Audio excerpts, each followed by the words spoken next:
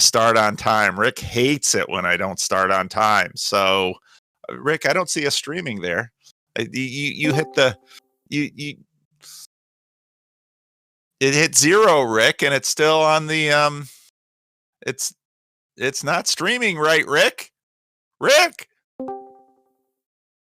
He's pointing out. Vixen Dixon said Thunderbirds are go. So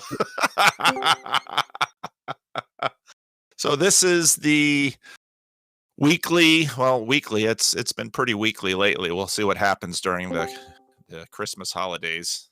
I'll have to look at the calendar, see when Christmas falls. I don't think I'll do this on Christmas morning, although it could be kind of interesting.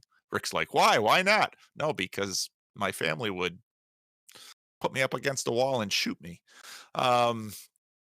So this is every week we get together and we're mostly on the Bridges of Meaning Discord, but we've got the chat going and we're live streaming. I just can't watch myself in 2 screens because one is delayed and it's doing weird things to my brain. So I'm just going to watch Rick here and make sure that we're all a go. So every week we do this. It's sort of question and answer. Part of the reason I do it on the Discord server is because on the Discord server, there's the possibility of voice chat back and forth. And so if I read your question, I can see if I am actually answering your question or if I'm just going on and on and on rambling, which I do too often. So, well, there's more questions that have come up. So here we are. And if you would like to join us in the Discord server, you can. The link is right there in the notes here. If you want to stay in the YouTube chat. So for the first week now, I'm seeing that.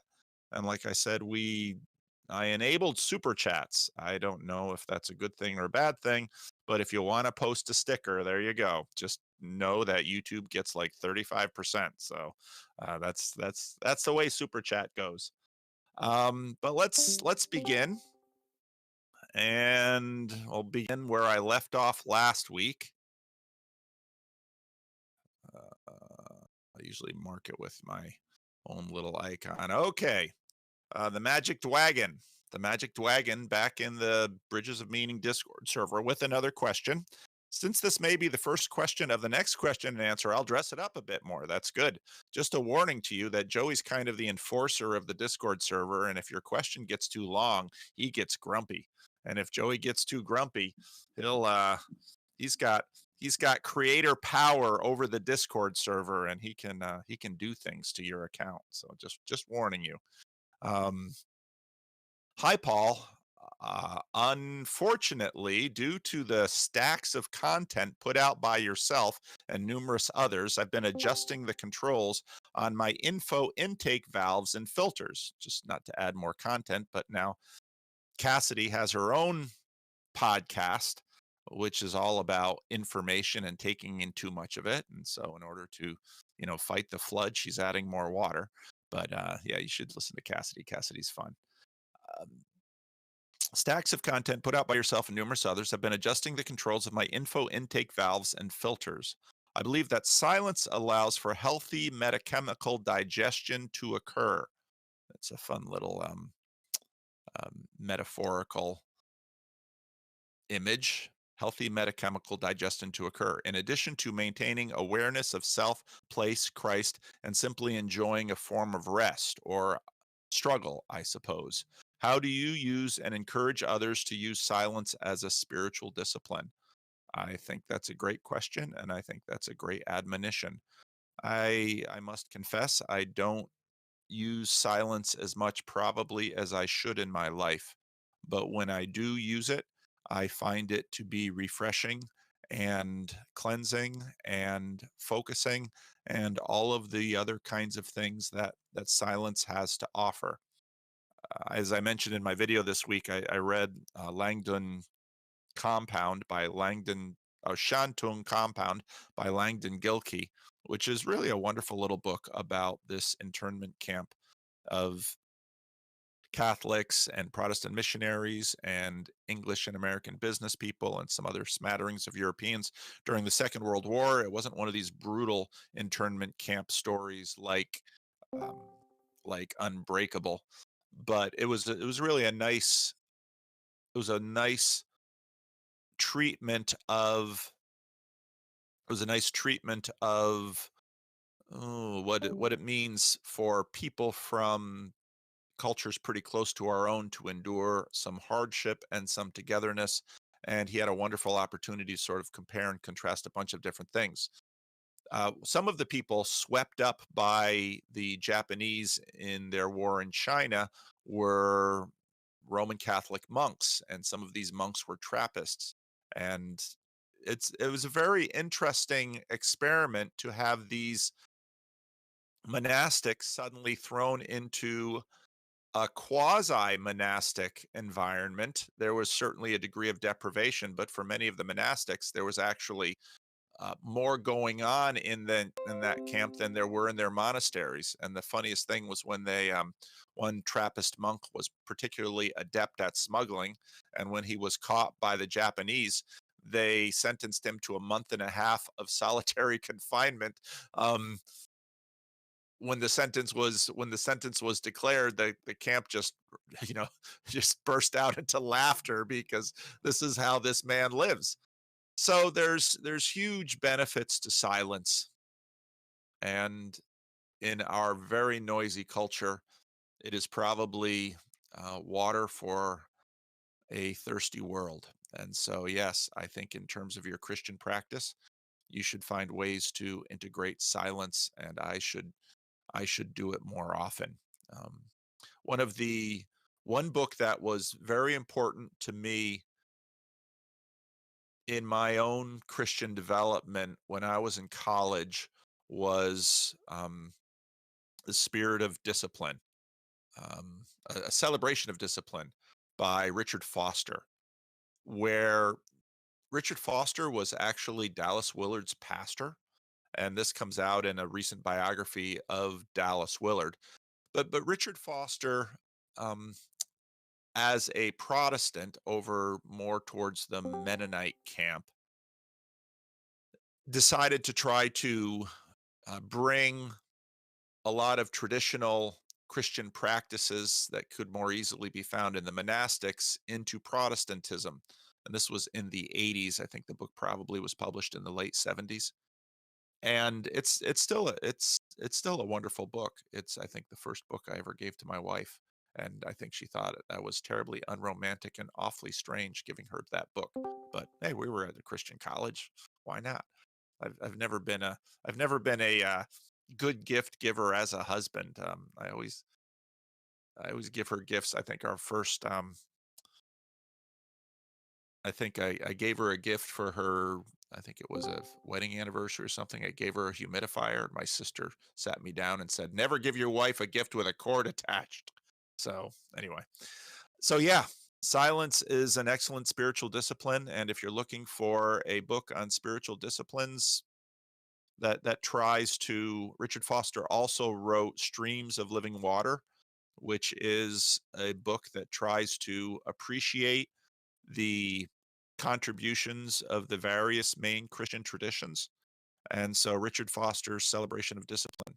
Um, Dallas Willard went on to, again, also try to revive Christian spiritual disciplines in the Protestant world. Dallas Willard grew up as Southern Baptist, but he, went on to lead the Renovare movement, which again was an attempt to bring these historical Christian disciplines to the life of the church. So excellent question. And yeah, anybody um, in the Bridges of Meaning Discord voice chat want to make a comment or a follow up on this?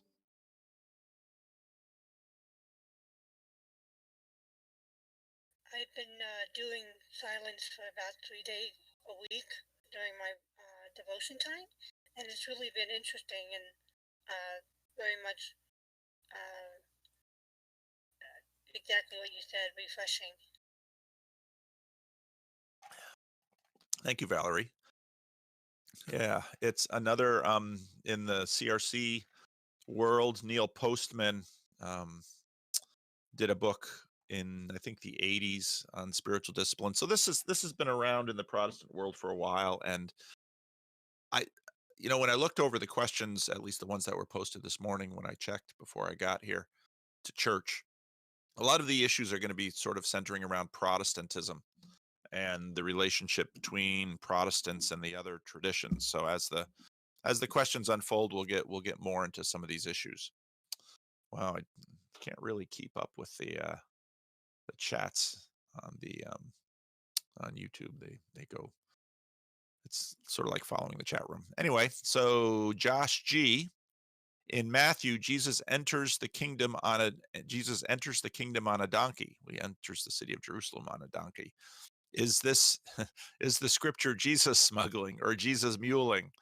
Jesus rides a donkey. If you read the books First and Second Samuel, you'll see that the donkey was really the royal mount for the house of David.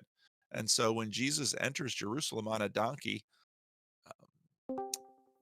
there's a lot going on there symbolically. A donkey is a much more humble creature than a war horse, and the Old Testament actually tracks when some of the monarchs start taking on war horses as their mounts, because there are levels to this. In some ways, the Lord is the king of Israel, and that comes out in the conversation with Samuel and the development of the monarchy.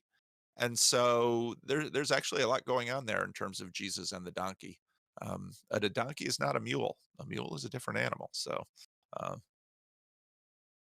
Louise, hi, Paul. Does the universality of the church detract from the individual the need for personal responsibility towards God? How do you, as a pastor, balance the tension between the church as an institution and the needs of the individual? Jesus himself was seen as a heretic, breaking the tradition and institutions to bring new language of love to the brutal regime of his time. Now, 2,000 years on, perhaps we need another new language, one of personal responsibility and relationship to God, rather than a dogmatic religious one.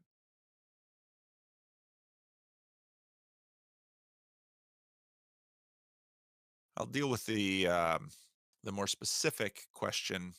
How do you, as a pastor, balance the tension between the church as an institution and the needs of the individual? That's always a difficult thing as a pastor. One of the things I think pastors need to be careful of is making their church sort of um, the center of their world.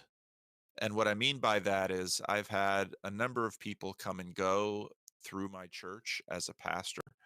And one of the things I had to learn was sometimes other churches fit better for that person's need for a time. And so as a pastor, I learned not to be the needs of the individual that I have in front of me are more important than my need to have them in the church as a volunteer or a giver or a member or however. And so people sense that, because when churches tend to use people.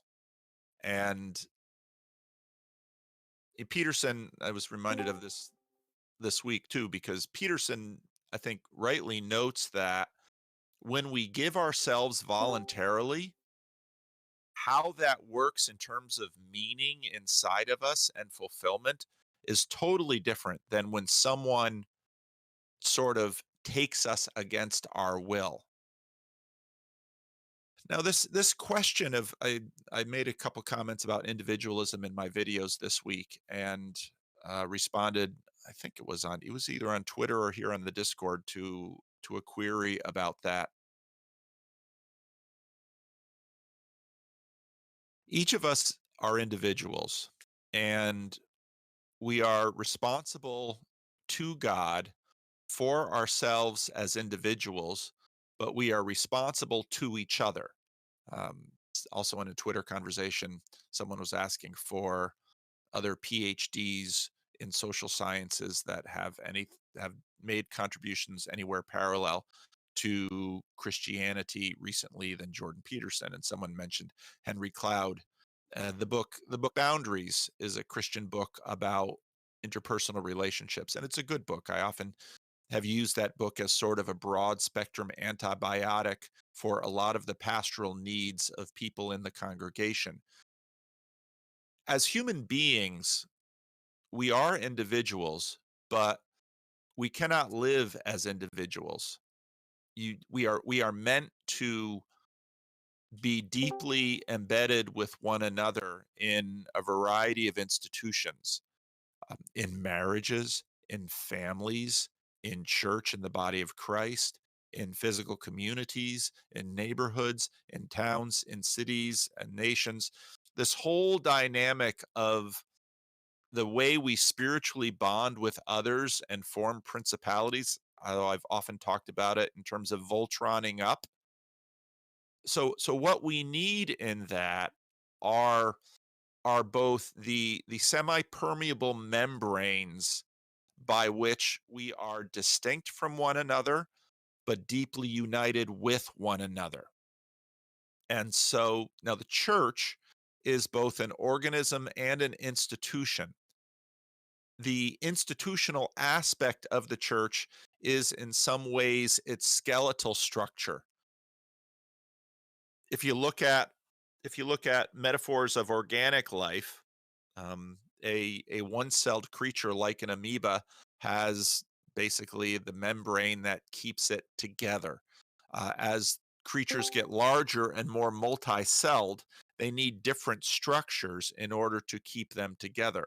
So you've got creatures like spiders and crustaceans that have essentially exoskeletons, the skeletal structure that that affords the the things that the organism needs to do to survive are afforded by virtue of that exoskeleton. So I'm using basically the skeletal structure as the as the aspect of the organism that facilitates the capacity of the organism. Now, as we scale up, we are vertebrates, and so we have our skeletal structures on the inside. There's always a tension in church between the church as organism and institution.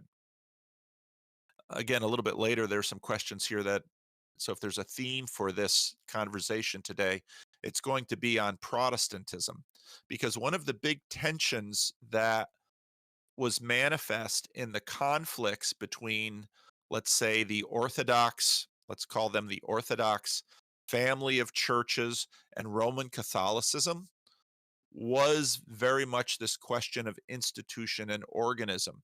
To what degree does the Bishop of Rome have primacy over the other bishops?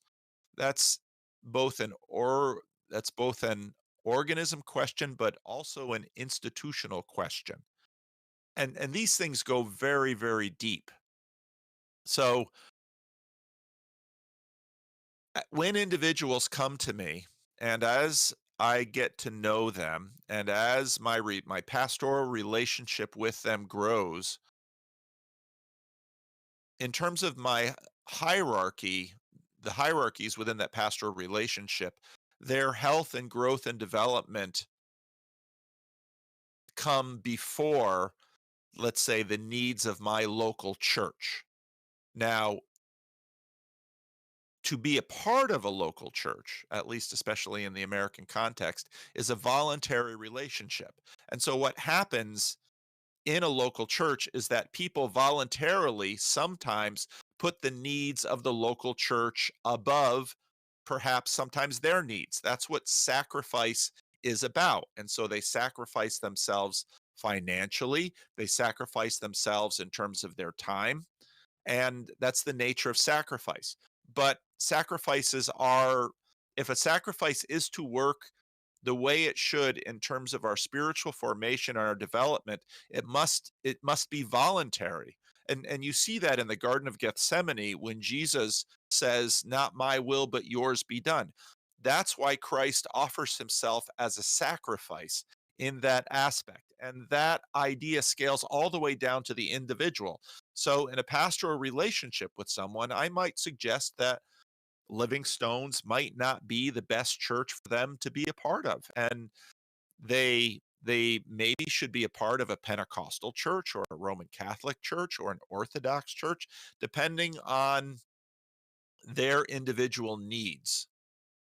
Now, when we use the language of Jesus as heretic, there's a bit of an anachronism going on there because heretic basically comes out of the question of there's heterodoxy and orthodoxy. Heterodoxy is sort of the many, orthodoxy is the ortho, it's the straight. You go to an orthodontist to have your teeth straightened. And so Jesus, I was talking to Rick about, where this conversation was going to go this morning.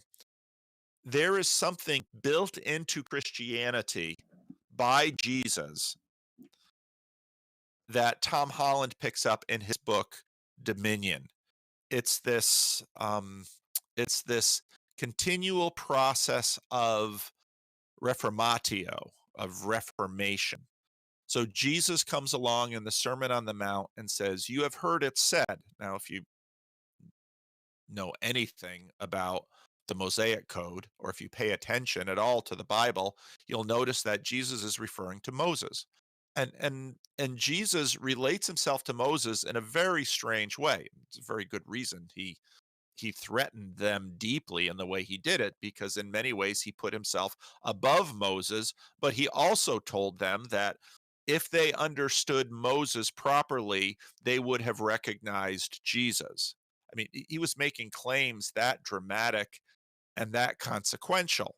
Now, so heretic, it's not exactly the most appropriate word, but I get where you're going with it. He was he breaking tradition? See, that's a very Protestant way to look at it. Or was he trying to reform tradition? There's a sense in which we never quite get things right. And so this process of reformation is is a process not only of correction, but of sort of going in at higher and higher resolutions and drilling down and growing. So Jesus very much brings that in and sort of causes a split between what would much later be called rabbinic Judaism and Christianity. So he does challenge some of the traditions that had arisen. Some of those traditions were the traditions of the elders. And but when Jesus says it's not what goes into your mouth that makes you unclean, but what's in your heart, that's a radical thing for Jesus to say in that religious and political context where the Pharisees are trying to maintain the the cohesion of the community by reinforcing dietary laws and Sabbath observance. That's what was going on in that culture war. And Jesus comes and sort of reorganizes all of this. And when again the Roman Empire, the church moves out into the Roman Empire, the Apostle Paul will do that again, but in a Hellenistic Eastern imperial context. And this process happens in the church again and again and again.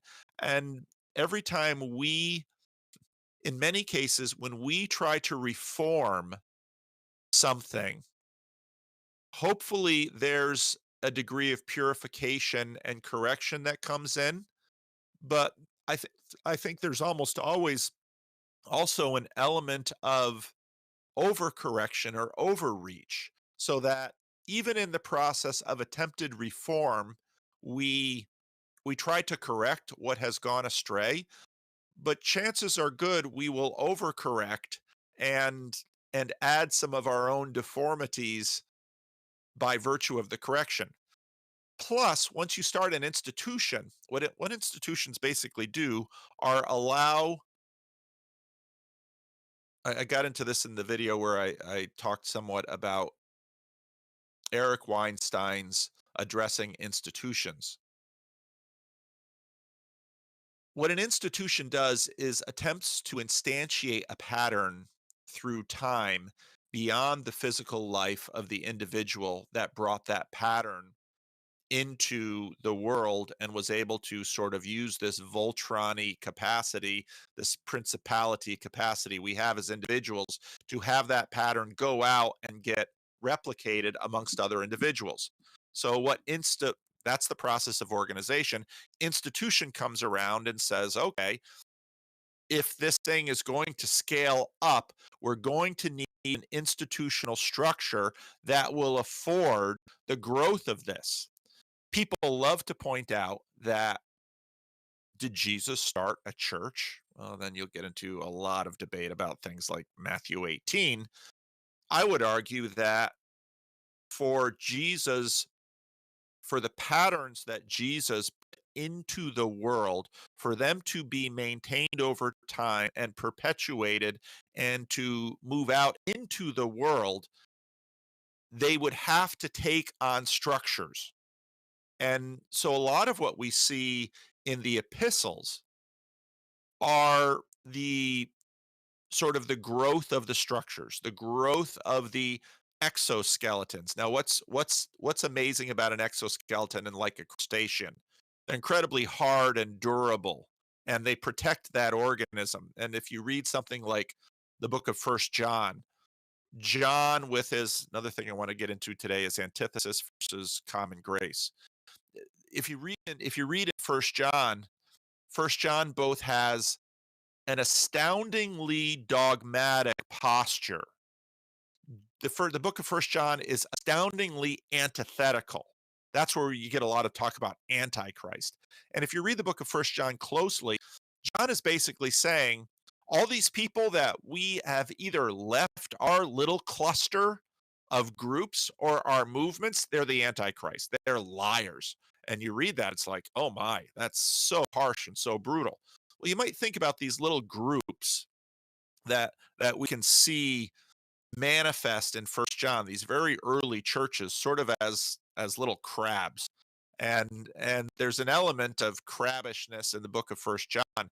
There's a rigidity, there's an orthodoxy, but it's interesting in that book too, you also have some of the most astounding articulation of love that we find in the New Testament. And you wonder, how could we find such stark dogmatic rigidity right alongside the most glorious proclamations? The New Testament phrase that God is love is found in the book of First John.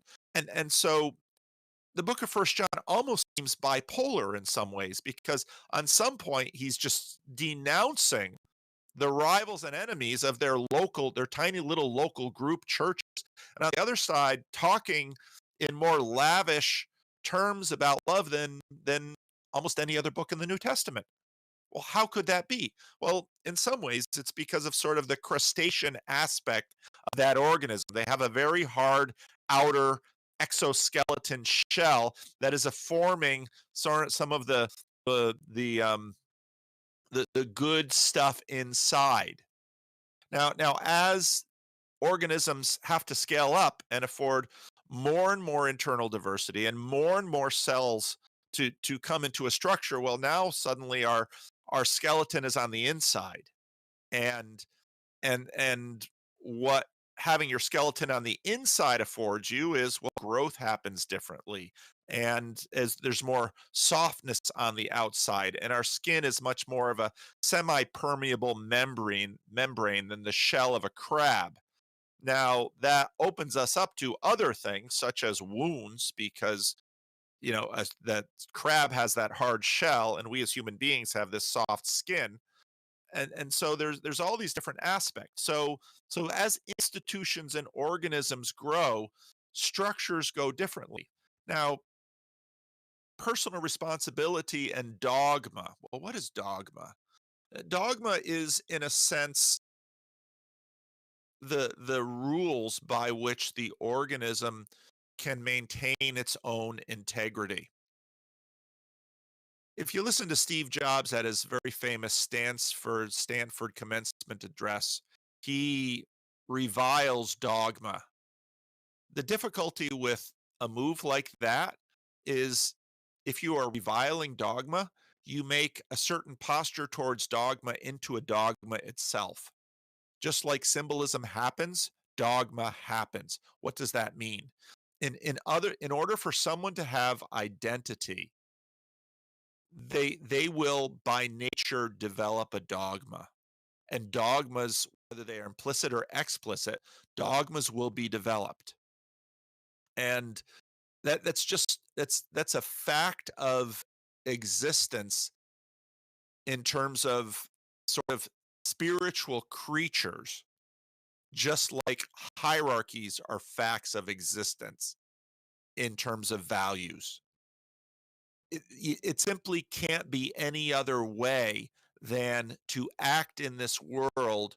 You are choosing some things over other things, and dogma is sort of the propositional expression of it. Okay. Now, what's the relationship between dogma and personal responsibility? See, here, even in this question, to a degree, you make personal responsibility almost into a dogma. And that's a fine thing. The thing about dogmas are that there are rules and exceptions, and rules and exceptions sort of live together. So a rule was, well, the bread, the showbread at the tabernacle, because the temple wasn't built yet in David's time, but the showbread at the tabernacle could only be eaten by priests. And David goes to the tabernacle and is hungry. And the priest gives David the showbread to eat. Was that a violation of the dogma?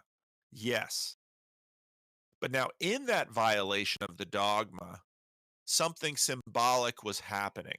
Something symbolic that clearly the writers are saying something about David by virtue of him getting the showbread. That even though the dogma about priests and kings in Israel is vitally important, and in fact, even in the United States, we continue to manifest some of those patterns in our structure where you know the the political and the religious have to be differentiated in a certain way, because in some ways they're dealing with different clock speeds.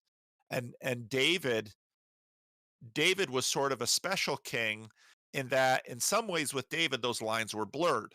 Now, of course, when Jesus comes along, Christians believe Jesus manifests these three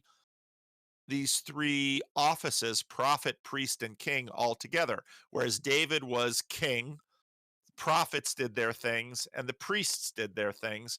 But in Jesus, because Jesus sort of fills out the hierarchy, as Jonathan Pajot talks about, Jesus manifests prophets, priests, and kings. And you can't understand the this unique reality of Christ, and not terribly unique. We as Christians, we say, the Heidelberg Catechism talks about this. We ourselves manifest prophet, priest, and kings to a certain degree as well. You can't understand the differentiation between prophet, priest, and king unless it is laid on the patterns of dogma beneath. And so now, to pull this whole question together, because there's lots of aspects to your question here, and I really like this question because it affords sort of pulling these things together. So you've got the individual and personal responsibility. That personal responsibility should be voluntary, but responsibility is sort of this middle voice dynamic where I am responsible for myself, as Henry Cloud said, but to one another. And so often in my vocation here, people will try to use my office against my personal responsibility. So it's not uncommon. Someone comes, let's say they camp out in the parking lot, and maybe I'll let them go a night or two. And then I'll finally go to the car and I'll say, "Hi, this is private property. You have camped here a couple of nights. I think you should probably move on." Because, on one hand, a degree of personal responsibility is towards the poor and the beggar. And so I ought to have compassion. But on the other hand, I have responsibilities to the church. And having been here long enough, I know um, I can afford a degree of flexibility with respect to the homeless and the poor and what might be sort of like the beggars, and offer a degree of sympathy and hospitality.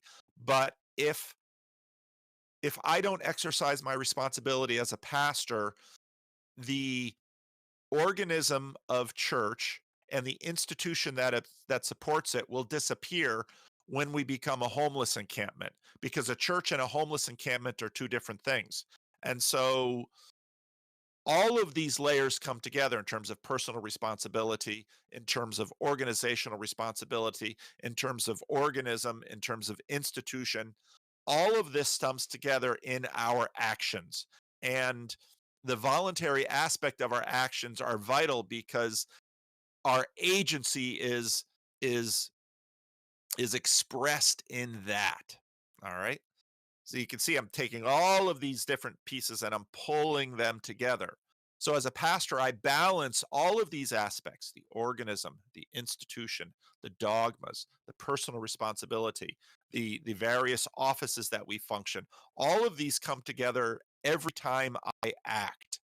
And to the degree that I am aware of, I can't let you know, like a body, the health of my body as organism has priority over the structure within my body that affords its health. In other words, there might be some extreme circumstance where I would have to break a bone for the welfare of the entire organism.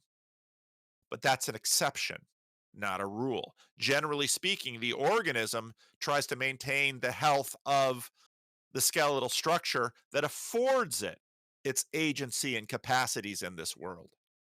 And you can see, if I lay it out in that way, you can notice that, well, there's dogma: thou shalt, the body's the temple of the Holy Spirit, take care of it. But there's exception to the dogma.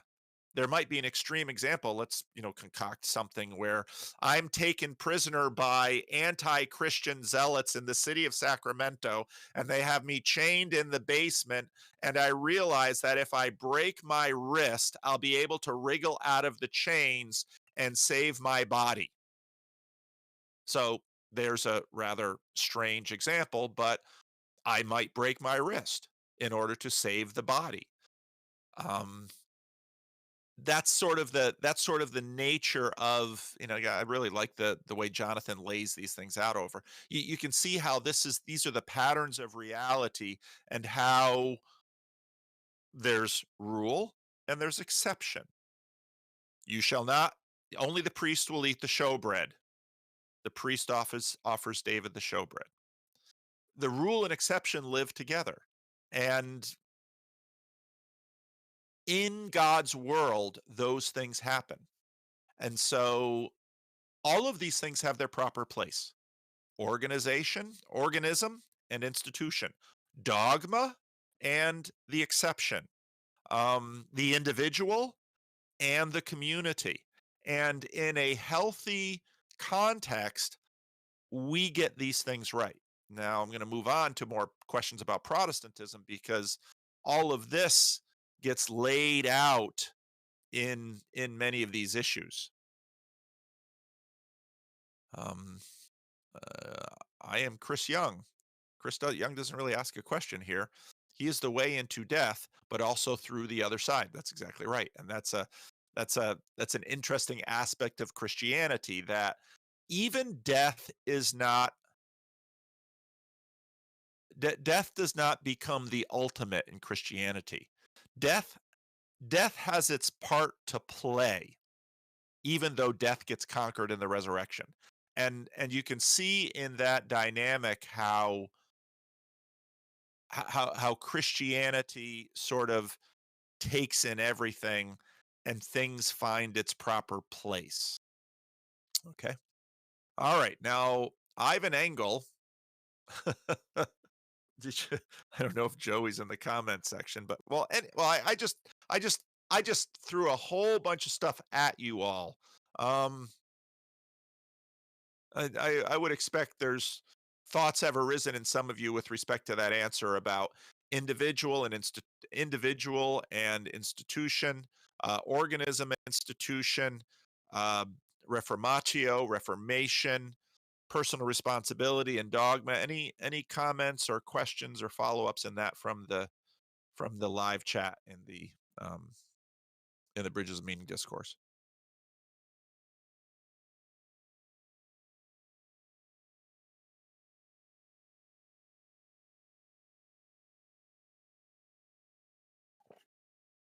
No. That usually leads me to believe I rambled too much.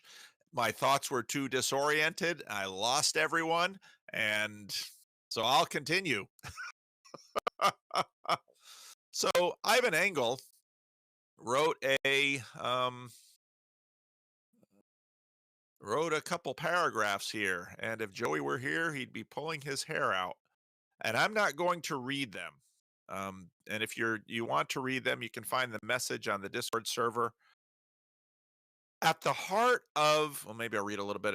I joined the Discord server. I don't know yet how to use it or engage with it, but thank you for creating this space. I really didn't create it. It was Rick and Joey and Tyler and a bunch of others from our local meetup that created it. And so you should really thank them. And Job's been a big part of it. If you remember, I came to you with a long question, and your kind words really stuck with me in a very positive way. I am on the way to becoming Eastern Orthodox Christian, and I want to thank you for the words and offer something on the first question, which was about sola scriptura. Okay.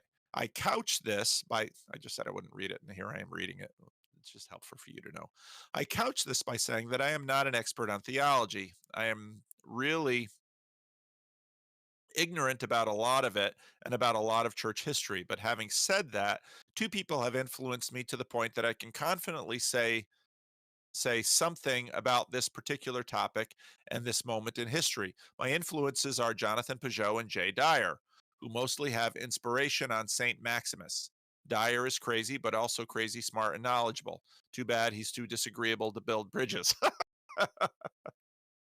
The reason I, Dyer, and many others think Protestantism is in a constant process of disintegration, and that it has taken too much of the proto-modern ethos and tried to apply it to itself. I don't mean to be mean, but it seems like um, it's in a constant state of progress, um, putrefaction and change. Too many reformations against an already very corrupt Catholic Church, and I think those corruptions are philosophical or theological, but to be precise, and the West is following through faulty logic. Okay, I'm gonna. This is where we get into the Protestant stuff, and where I want to talk about that, because a little correction in your comment, which might make your point even stronger, is that Protestantism didn't cave into modernity. Protestantism caused it.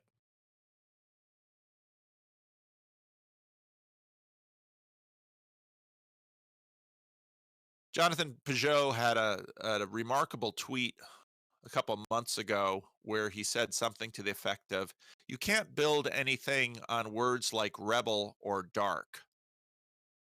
And because what you need is you have center and you have periphery. And rebellion and darkness have their role to play in, let's call it, consummation and light. Look at the name of Protestantism. It's a protest. I think, well, I can't speak for most Protestants, but I think at some point the protest needs to end. When will that be? Most assuredly not in my lifetime. How did the protest begin? Well, read the story of, well, the fact is there were multiple protests before Luther.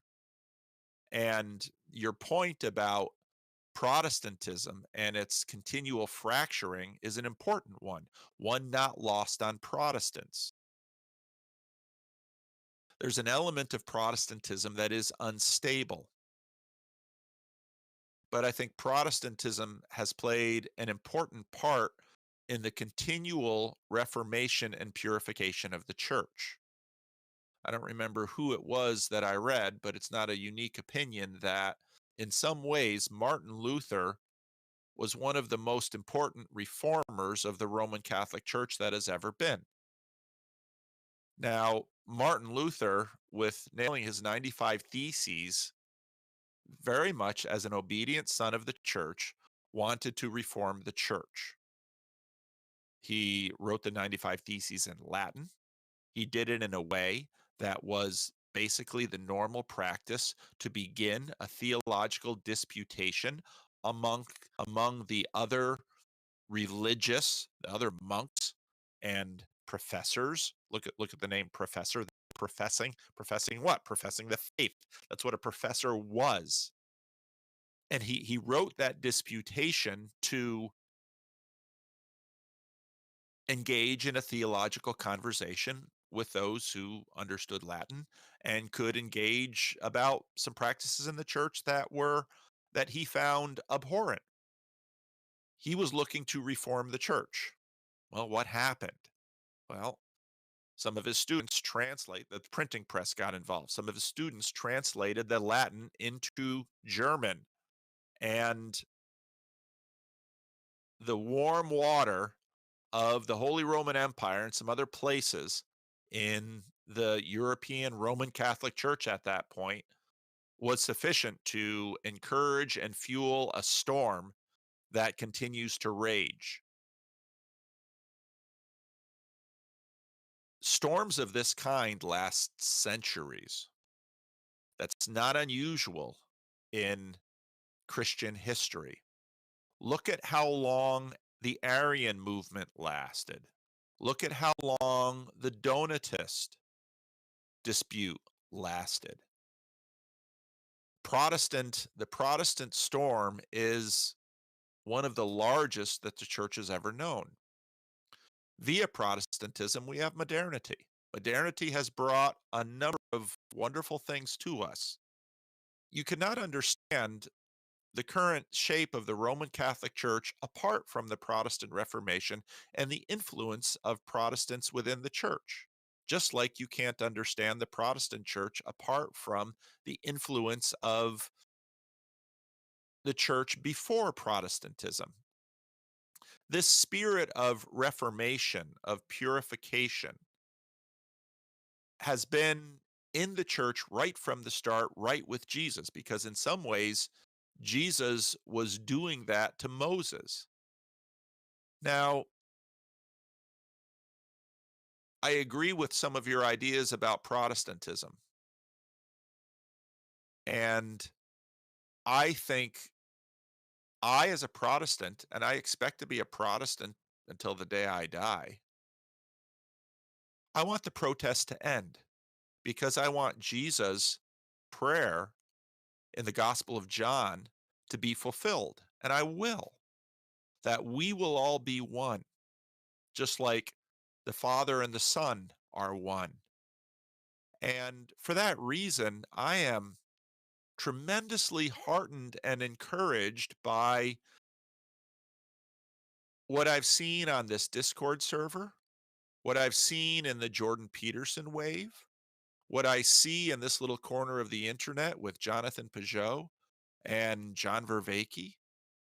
John Vervaeke is a non-theist. John Vervaeke is not a Christian in the sense that we use that word when we're talking about the church and confessional Christians. John Vervaeke is a recipient of the ways that Christianity have formed and created the modern and postmodern Western worlds. this world is also an heir of medieval Catholicism and and Thomas Aquinas and Aristotle. And now what's happening in the church is that through the likes of Jonathan Pajot, I, as a Dutch Calvinist, heir of iconoclasm, am learning about some of the treasures of the church fathers and the Eastern Church. And I see this as a good thing. Now, of course, the Eastern and the Western churches split in, in the 11th century. And some of the differences and disagreements over that were also structural. Just recently, the Pope had a meeting with one of the patriarchs and made some very cheerful, hopeful observations about unification. And then someone pointed out in a comment, yeah, but that particular segment of the Orthodox Church is not in communion with these other segments of the Orthodox Church. So we've all got stuff to work on together. And when I talk to Jonathan Pajot, I see a brother in Christ. Now, 50, 75 years ago in the Christian Reformed Church, I don't know if I could have said that if I were back then, because the Orthodox weren't even on the radar screen, but there was a fair degree of anti-Catholicism in the Christian Reformed Church.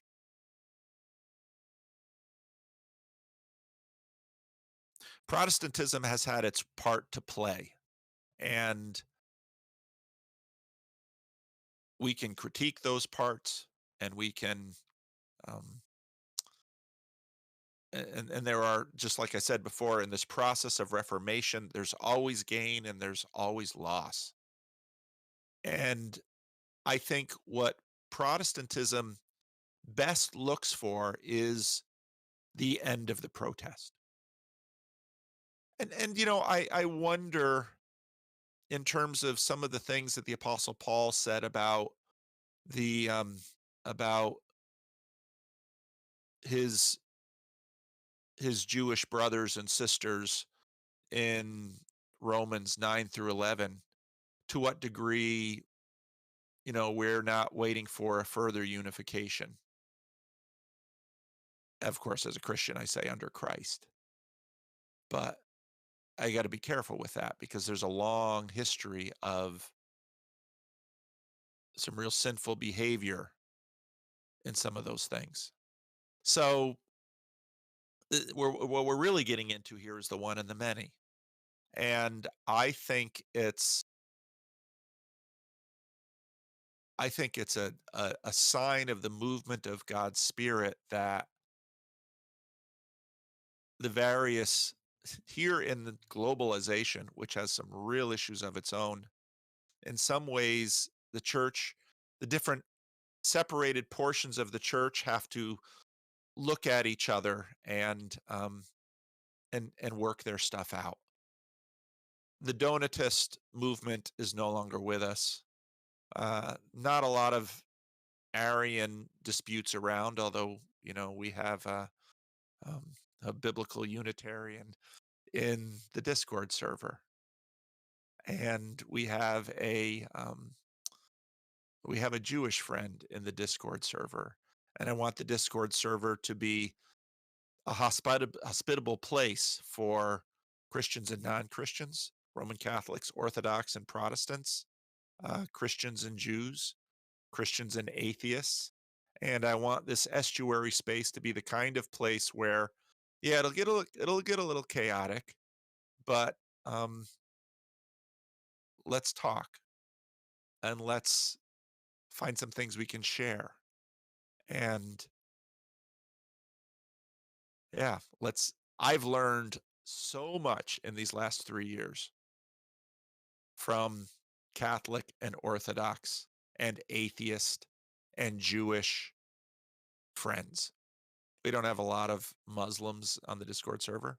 The world is too big. There's way more things that we don't have any of on the server than what we do have. It tends to be English language based, Tends to be more European, although we've got some Asian, some Latin. So we're working on that. But the observations about Protestants are true. I made an observation that a lot of the issues with the LGBT stuff and the male female stuff, this is also in a way a manifestation of Protestantism, because what happens in the Protestant Reformation is that the big story is about the unification of heaven and earth, and there's altitude in this process.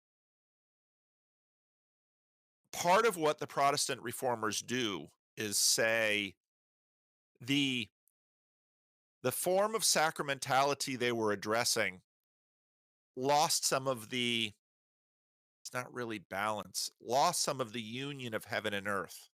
And so the Protestant Reformation made Christianity very psychological. Christianity is psychological. Like I said, often in correction, there's overcorrection. And what Protestant Christianity tends to do is, well, we've made it too psychological.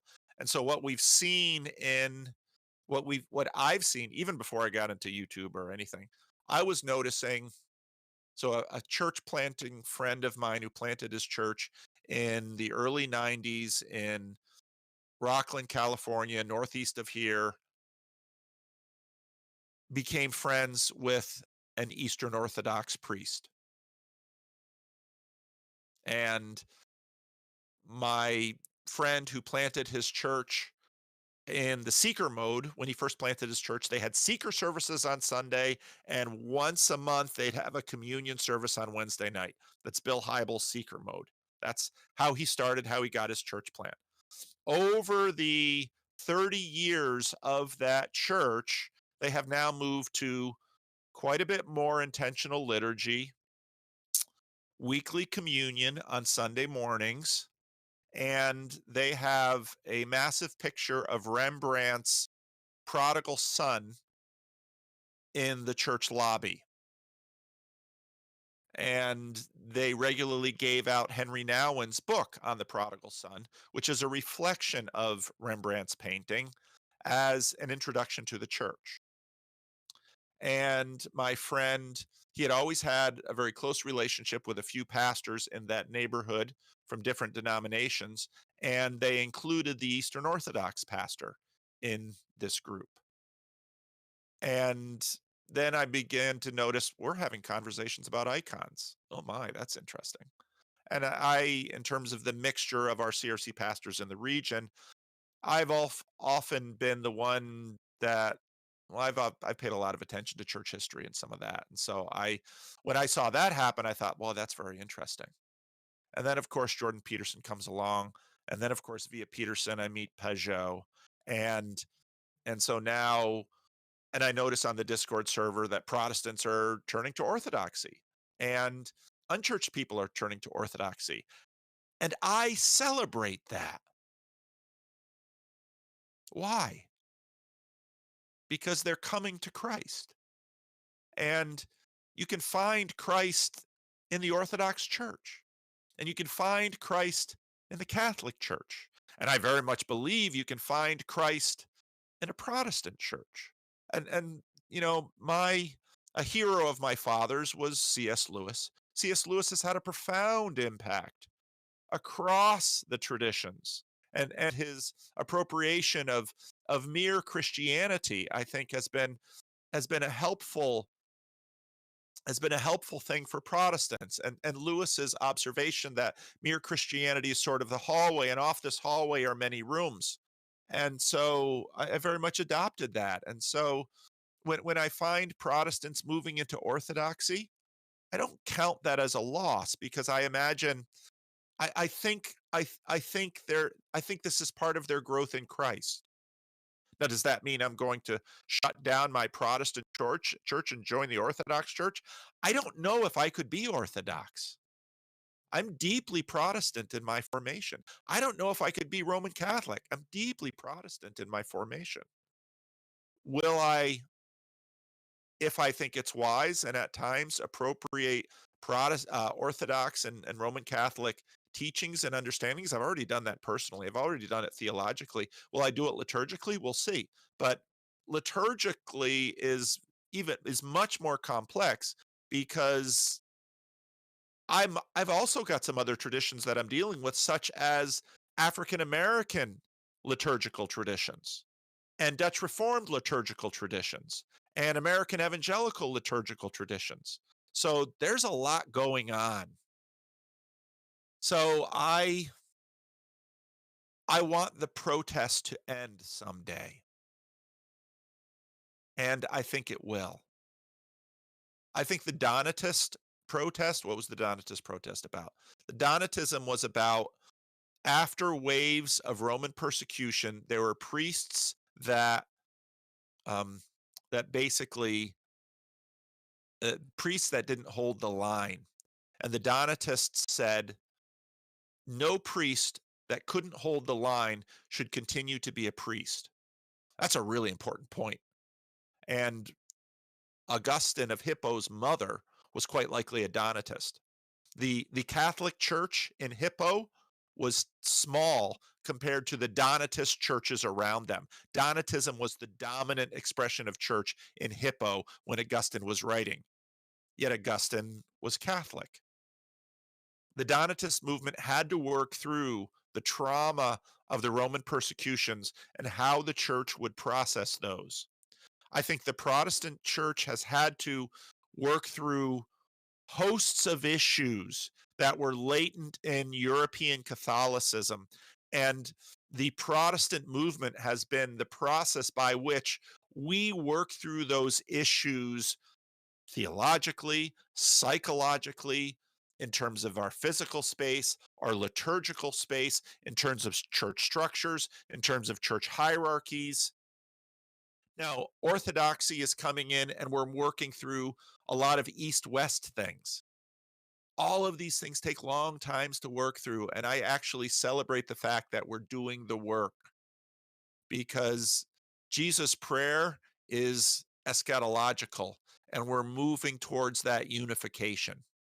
And so I love the fact that we have Anglicans, and Anglicanism has already been working on some of those things for a long time, and Protestants and Catholic and Orthodox. And yeah, if you believe you need to grow and the Orthodox Church is the way to go, God bless you. And this, I'm going to say something even more um, radical in this. I see Protestants deconstructing now. And do I want them to divorce themselves from the church? No. Do I understand, back to Lois's question, do I understand that for some individuals, there may need to be a deconstruction in order for a better reconstruction to take place? Yes. If so, two of my sons played a lot of basketball in high school, varsity basketball. You get into basketball, you're probably going to get a broken nose. There's just too many elbows, too much stuff flying, especially if you're a big guy, you're under the hoop, you're making your space. And so, you get a broken nose. And maybe you're in a little bit of denial over your broken nose, and you got a bloody nose, and you wait a few days, yada yada yada. The thing starts to heal. Then you go into the doctor because it isn't right, and the doctor says you broke your nose. And maybe the doctor re-breaks your nose in order to set it right. Some deconstructions can be like that. Something, because we're born sinful creatures, and because all of our churches are imperfect and still only on the way. Sometimes God needs to break something in order to set it right. And that breaking might look like a deconstruction. But God is God knows what he's doing, and I trust him. So that's the big picture about Protestantism and the small picture about our individual lives. So that's my answer to that text question. Okay, so I know that's a hot topic here in the Discord. Anybody want to voice anything on that subject in the voice chat? I'm just glad you're finally displaying some messianism. Well, and this is what I've learned from you, Jacob. And this is part of your contribution to this estuary. So thank you.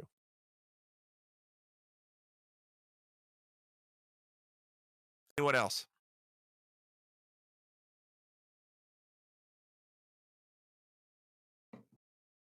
All right, on to art. Sarah.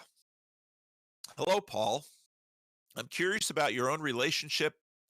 Your own relationship is with what your own relationship is with liturgical art and art in church in general, especially since you belong to the Calvinist tradition. I am writing a thesis in art history on the phenomena of Orthodox icons in the Lutheran Church of Sweden. Oh, that should be very interesting.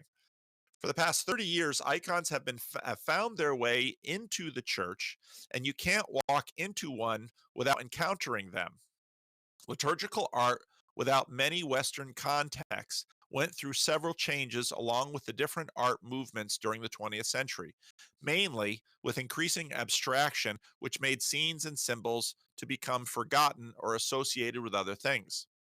Like the symbol of the dove, by which most people today is known to be a symbol of peace rather than the Holy Spirit. In Sweden, this created a great thirst for more representation and symbolic art and opened up a wave of Neo Byzantinism and the acceptance of icons, which have become an unstoppable force. The use of icons and even incense has also found its way into Pentecostal groups, something that would have been even more unthinkable just a decade ago. Are you seeing similar trends within broader Protestant American context? Yes. Or within your own tradition? Yes. What are your thoughts on icons as hypostatic representations in contrast to or in the light of iconoclasm of Calvinist thought? You can see why I decided that the theme and thesis of these question and answer would be on Protestantism. You are exactly right. And I know Christian Reformed ministers who have icons in their offices.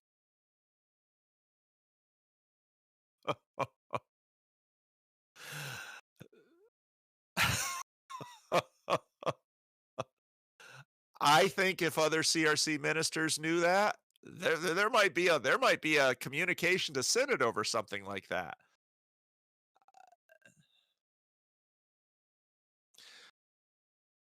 There is, again, let's use one of the ways to understand. There are these broad themes throughout the Bible. One of the broadest themes, most important themes about the Bible that you can if you see the theme, you can make sense of a lot of things in the Bible that don't necessarily make sense. The reunification of heaven and earth. Okay? How does that play out in terms of our phenomenology? Well, heaven is sort of psychological, immaterial in some ways. Earth is physical, material. The Protestant Reformation wanted to address, well, just read the reformers. They were critical of what they felt to be a certain a certain spirit of magic getting into the church. Sneak that wafer out to the cows. As long as I go and do my ritual at the church, it doesn't matter how I live my life. These issues are in the Old Testament, in the Hebrew scriptures. It's obedience I want, not sacrifice. These issues are in the conversation between the Hebrews and their neighbors in the ancient world, in the pre-classical period, where if you read John Walton on the differences between the prophetic oracles of the Hebrew prophets versus the oracles of the Egyptians and the Assyrians and the Babylonians, you will see these same patterns laying out.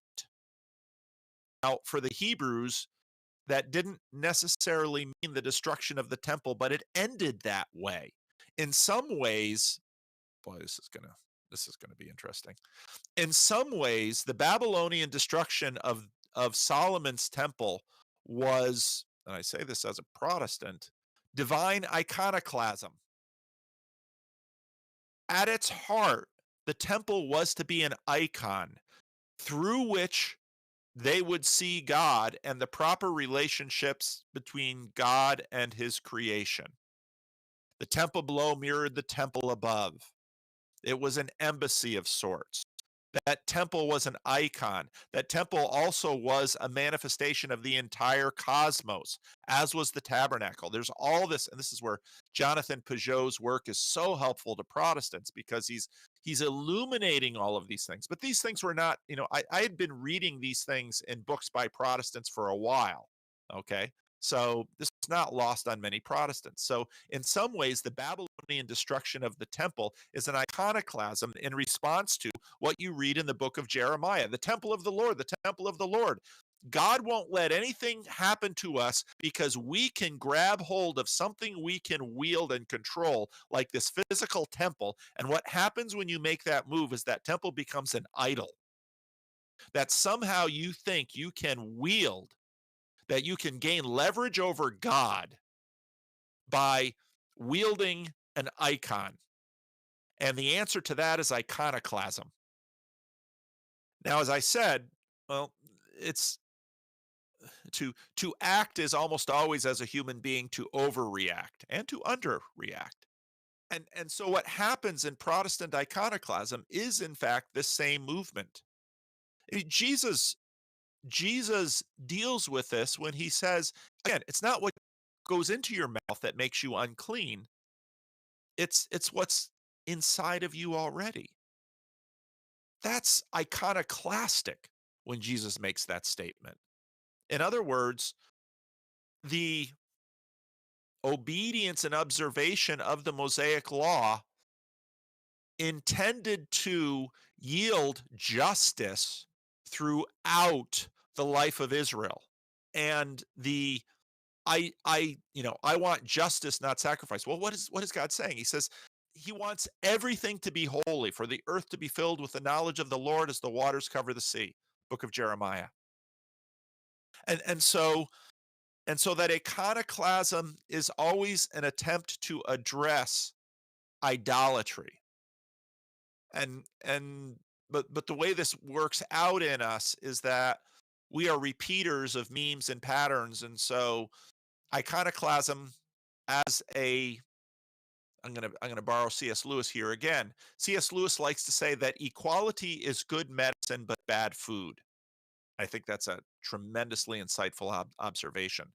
I would say iconoclasm can be good medicine but bad food. Well, what does that mean? There's a cross that's on the back wall of Livingstone's church here. Why is that cross on the back wall? And people sometimes walk in the church and they look around and they're like, something's weird here. Well, the cross is on the back wall because that back wall used to be the front of the church, and there were windows back there, and the church used to be arranged in a different way. And some homeless person years ago broke into the church and was cold, and so decided to build a fire to warm himself in the church. But when he built a fire to warm himself in the church, he started burning down the church. And so what they did was they turned the church around, but there was this big, beautiful wooden cross, and they were just going to take it down and get rid of it because it didn't fit, because it's in the back of the church. And some of the members of the church said, you can't take that cross. Don't touch that cross. And so there is the cross.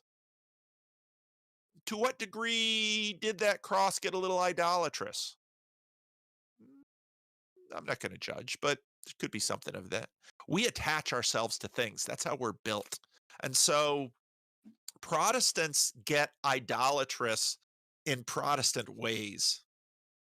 And so in some ways, what an iconoclastic tradition like my own bears with its bare walls and meeting houses and Spartan furnishings is to a certain degree a witness to that iconoclasm. But what you find happening is that, suddenly these walls are so bare.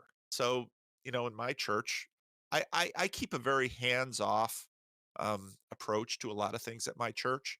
And so we have a Christmas tree in the front. In some churches, some people would say, well, you've got this pagan element there in the church. And in some ways, yeah, it doesn't fit. But given my people, that Christmas, this is where we have dogma and exception.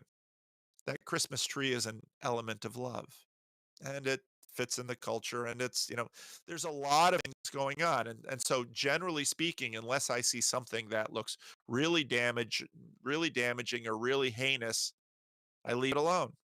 And then we have these banners up in the church. What are those banners? Well, look what we have on those banners. We have all these images. We have statements about images in the Heidelberg Catechism that are really pretty shrill. But we have these banners, and somehow we're okay with a banner up with an image on it, but we're not okay with some of these other statuaries. Well, that's kind of where we're at. And so I see um, the movement of icons back into the church as okay. So when I take an antibiotic because there's an infection in my body, what does that antibiotic do? It's like a bomb in my body, wipes out the good bacteria that are in my gut. It does that to just sort of bang, clean out the bacteria so that the healthier practices can reemerge in my body. Iconoclasm, I think, was sort of like an antibiotic in that way. But hopefully some other things will begin to grow then. And okay, so we address some idolatry. Idolatry probably needed addressing. Okay. Now some things are going to come back into the body. And I look at so I just finished this morning watching Jonathan Peugeot's conversation with Guy Sengstock. And I think that was one of the best conversations I've heard Jonathan Peugeot do. Partly because Guy is so skilled at um, pulling things out of people. And it reminded me a lot of my first conversation with Peugeot because I, like Guy, am so curious that if I start talking to someone, I want to know more about you. I want to pull your story out of you because that's how I can see you and understand you. And so Guy got into a lot of biographical things with Jonathan Peugeot. And I think through Jonathan's story, you can really understand a lot of this question that you're asking. That Jonathan started as a Baptist, which, very, very Spartan iconoclastic. But again, once the antibiotic, Jesus says, of course, says the parable, you clean out the house, and if you don't fill it with something, you know, other things start filling up the house. And that's sort of what happens with Christianity, with iconoclastic traditions. So you get rid of the statuary, you get rid of the art, you get rid of the architecture, you get rid of everything, and pretty soon you've got kitchen from your Christian bookstore, and you've got this little thing that becomes sort of an icon for a person because it's through this little and it can be almost anything. It's through this little thing that they now are connecting with God. They're seeing through, which is what an icon is. And so we're in this process, and I think we are now, as we're seeing modernity wane, now as the certain um, instantiation of Christendom is declining. I think we will see we might be seeing the beginning of the end of the protest of Protestantism. But these back and forth movements will continue because they actually were before Christ in the work of God's people of getting the unification of heaven and earth right. And so, yeah, you're exactly right. Protestant groups do it. The Lutherans were never quite as iconoclastic as other elements of Protestantism like my own. And so I'm not surprised that you'll find this stuff in Lutheran churches. Um, so yeah, it's coming. It's coming. This is part of the process. But again, remember the clock speed on this kind of thing is way slower than even one individual human life. And so the idea that people don't have ideas, ideas have people. People don't have principalities, principalities have people. And so these large spiritual movements are going to keep working through the church. And there'll be lots of little corrections and back and forth and things going on. But that's the process. That's the flow. And again, what we're looking for is the reunification of heaven and earth, and everything being properly together. And again, speaking as a Calvinist, as individuals, we will all get this stuff wrong to one degree. We will miss the mark, and that's why it is through Christ that the mark is reached. So, any any other comments or anyone want to weigh in on that? Hey, Paul. Yeah. I was one thing I was thinking about and putting in the text chat was how does Protestantism relate to Peugeot's center and periphery? Because Tyler said something. He said, "Be careful that your iconoclasm doesn't turn idolatrous." Yes. And I would propose that potentially there could be a spirit. You were just talking about principalities. People don't have ideas. Ideas have people and principalities. That what if Protestantism has become, as a rule, there are exceptions, a spirit where protesting has become the principality. Yep. And that is the new center. Yep. And you see that in the culture. Because again, in many ways, and again, Tom Holland's book brings this out, Christianity is coming from below. It's disconnected from above in some ways in our culture. And so when we saw during the George Floyd movement, people, people in the streets adopting Christian liturgy in the service of this protests. That's right. And so I think that's an excellent point that you made, that protest itself can become idolatrous. And I think that's what we've seen. We've seen they just took it down. In fact, I saw there was a big people statue that was in Berkeley, right on Highway 80. I'd see it every time I would drive down 80 either to the Bay Area or to San Francisco. And they just recently took it down. And it was this statue of people with placards, and the placards were empty. And that was an icon to the spirit of protest. And protesting has its place. Just like one of my favorite Peugeot videos was basically about protest, because he said the higher has to listen to the protest of the lower. And if the higher isn't listening to the protest, then the protests get louder and louder, and in some ways boil over into revolution. And that's sort of the flow. That's the way the process goes. And are there Protestant traditions that have that have made protesting into an idol? Absolutely. But Peugeot's observation about the heart of that is exactly correct. By its nature, if Protestantism is to be faithful, the protest must end. But now the question is, end into what? Because as I said before, the Roman Catholic Church we have today is not the same church that Luther was engaging then. But also pay attention that if you read, say, Brad Gregory or there's a lot of really interesting scholarship going on about the Protestant period and the Renaissance period, because those actually come together. And it's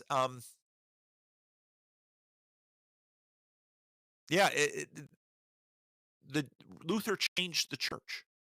And again, maybe some of the signs that we're seeing now on this Discord server, the signs that Sarah was pointing to, Pentecostalism, that's a whole nother strain of trying to get heaven and earth together. And I remember, so in Madison Square, where I worshiped in Grand Rapids when I was in college and seminary, there were that church had a very strong Pentecostal aspect to it, charismatic aspect to it. I remember one woman, so we were anointing with oil and we were doing all of these charismatic practices, and we were also doing spiritual discipline, silence. So it was a very interesting place. We would both go and go to the monastery to do silence and meditation, and then we would also do the Pentecostal things. And I remember one woman was so excited because here she had this oil that she bought at the Pentecostal Christian bookstore, which apparently was the same formulation of oil that the Old Testament prophets used. And I thought, oh boy, look at what we have here. We have sort of a relic, a spirit of the relic. We have, a spirit of chemistry. We have all of these things kind of coming together. And I, as a Protestant, would say, oh, okay. But, if I'm going to anoint someone with oil, I'm going to go to the kitchen and I'm going to get, the vegetable oil out of the cupboard, and I'm going to pray over it, and I'm going to anoint with oil. So, and in that way, you can see in me manifest the mixtures of all of these traditions that are even within me. So, yeah, no, I think that's a good point, Luke. Anyone else on this?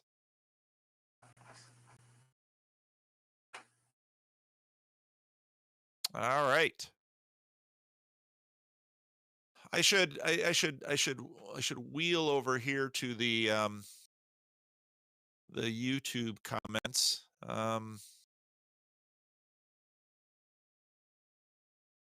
Ben Quinlan, is there a materialist argument for morality? Or are they unknowingly speaking the religious domain, whether they know it or not?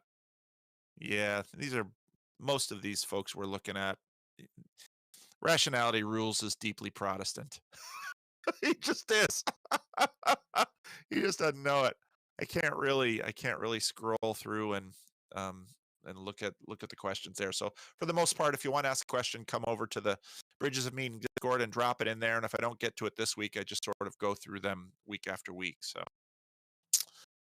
Deep Dark Seas, John. My brother is a spiritual but not religious type. And though he is intelligent, it's difficult to dialogue with him about faith and meaning of life. In our discussions, experience tops his epistemological hierarchy. In other words, I may be better read in theology and religion, but because he is steeped outside the Christian bubble he grew up in and has experience taking psychedelics, having multiple sexual partners, spending time in various countries and cultures, etc., and I haven't, he believes he has a better understanding of spirituality and the meaning of life than I ever could. Okay. Now there's experience and there's self-regard. And you can learn a lot about the world either going inside or looking outside. I'm already beginning to address it.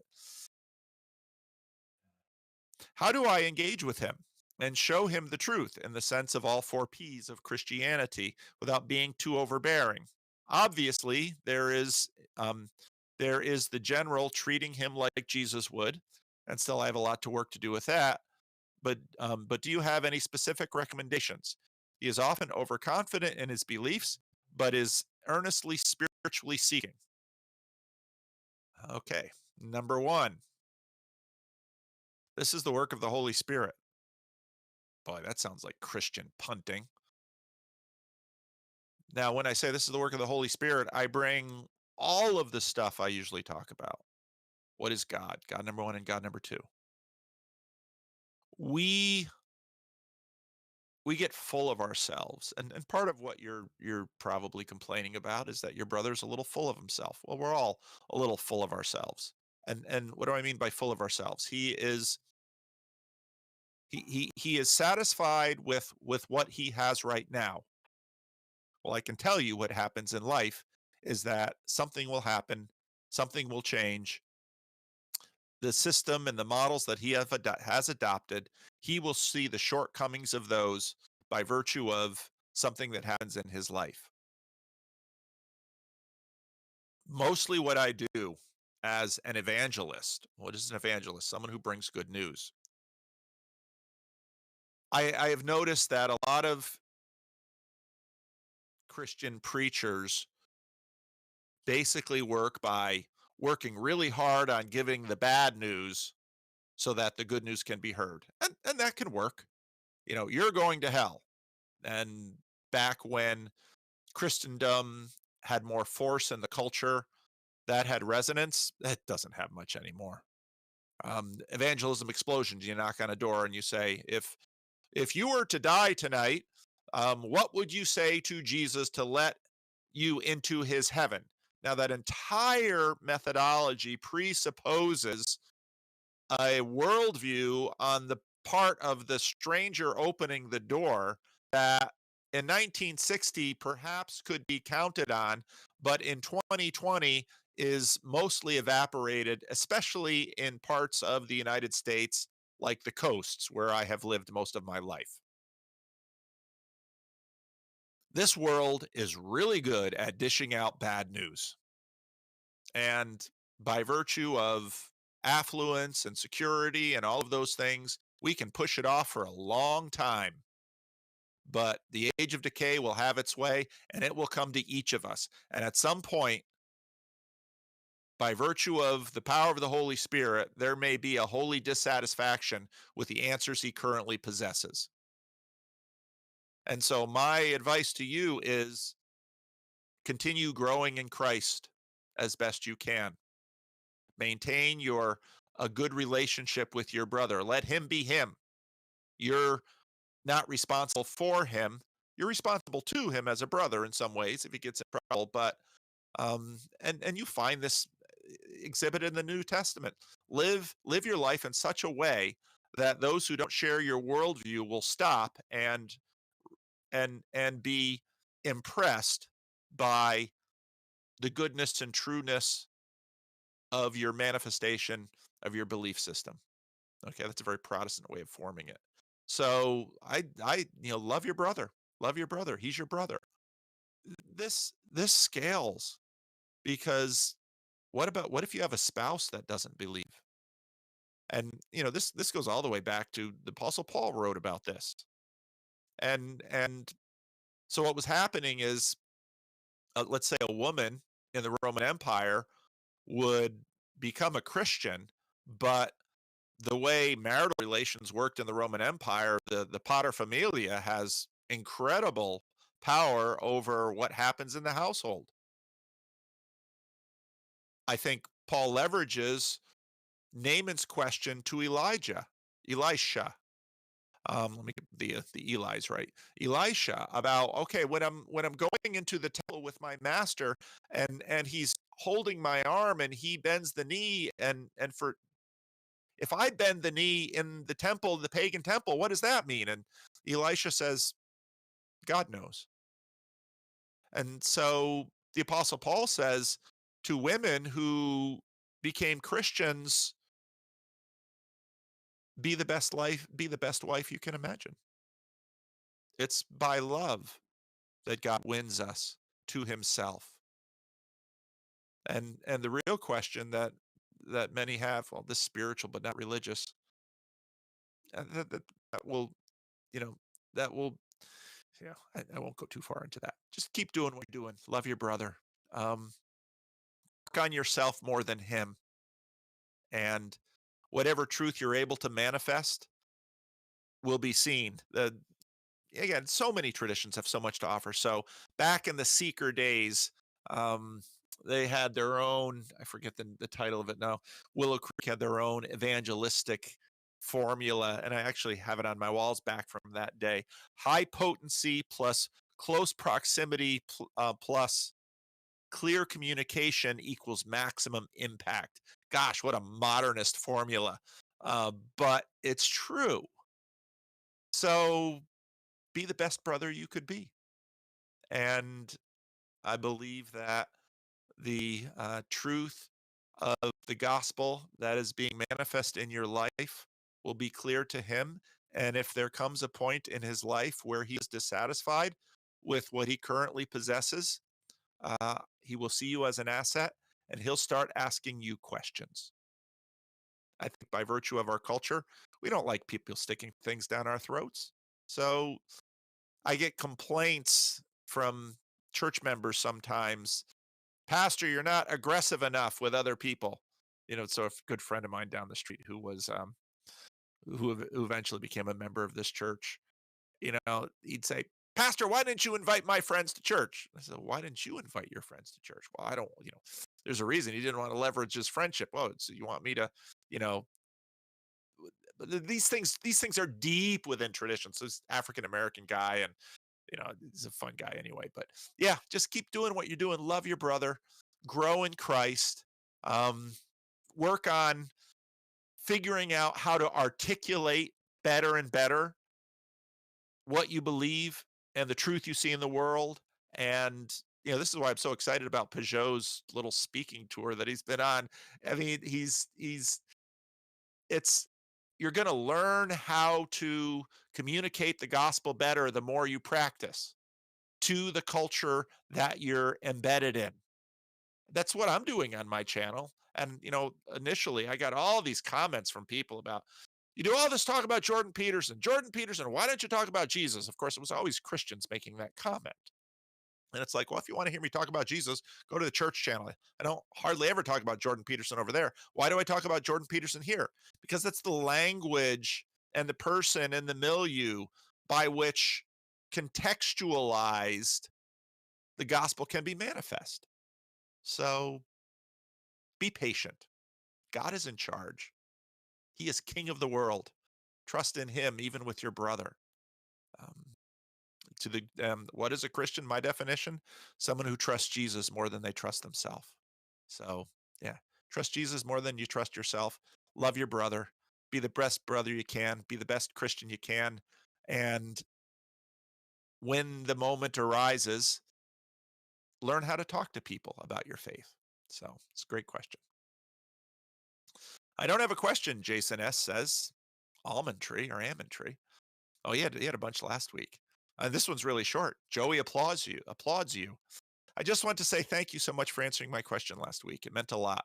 It has been very helpful. Well, I'm super happy it's been helpful. And so I'll add another lobster under there in the section. Okay, what time we got? 11:37. All right. Hey, notorious PVK, Prophet Zacharias. I've been watching a fella on YouTube's by the name of Matt since the Petersonian dialogues breathed fresh air into the lungs of us hopeful sinners.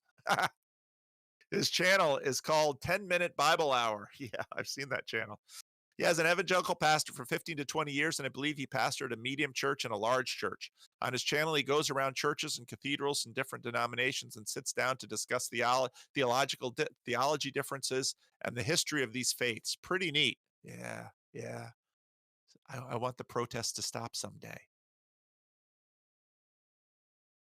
I think a conversation between you two would be fruitful, both on the channels and in person, to discuss Calvinist theology. I don't know if this is allowed. There's my question. Am I allowed to play matchmaker between the two well-versed, open-minded YouTube pastors? Sure, that's fine. I'm happy to talk to him. I'll talk to randos, so I'll talk to him. I don't know.